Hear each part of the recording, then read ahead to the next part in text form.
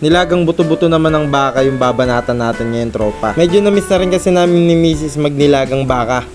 Pero ito, buto-buto, tropa. Ilalagay na nga rin pala natin dito yung ipangsasabaw natin. Medyo mababawasan pa yan kasi papakuluin pa natin mabuti itong buto-buto natin. Inuna ko na nga palang ilagay dito yung sibuyas. Tapos naglagay nga rin pala ako ng luya dito sa ating nilaga para may hagod yung paghigop ng sabaw natin. Tapos ayan, naglagay na rin ako dito ng paminta.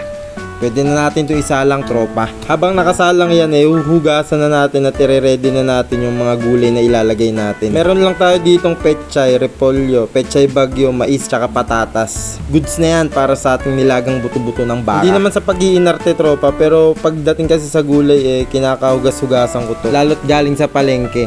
At isa pa kumakain din kasi yung anak kong si Aya. Pagdating naman sa patatas, tropa, kayo na bahala kung gaano kalaki yung gusto nyong hiwain.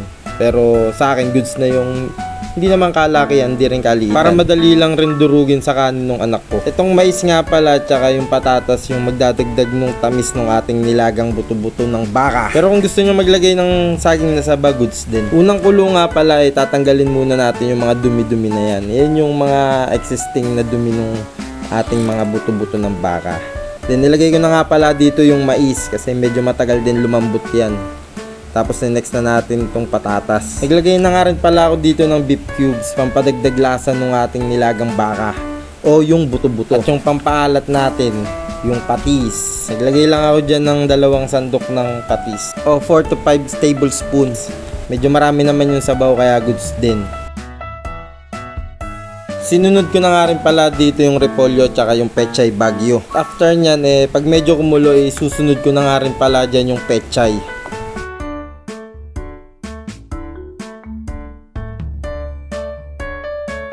Then konting kulo lang goods na yan. Pwede na natin yung tikman, tropa. Kung quality goods na. Para din maihain at matikman namin ng asawa ko. Then yun, goods na, quality.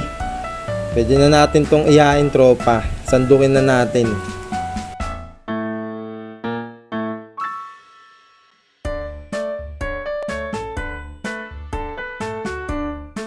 Let's go!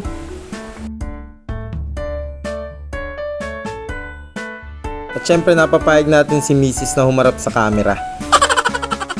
Bagong lahat, syempre magpe-pray muna tayo. Thank you Lord for the foods. Amen. Yun, quality goods. Babanatan na agad natin to, tropa. Kada kainan na ganito napapasabi na lang ang Mrs. ko na, ano ba yan? Sara na naman yung diet ko. Sabi ko, saka ka na lang mag-diet pag hindi na masarap yung niluluto ko. At ito pa nga ang isang nakapagpagana, tropa.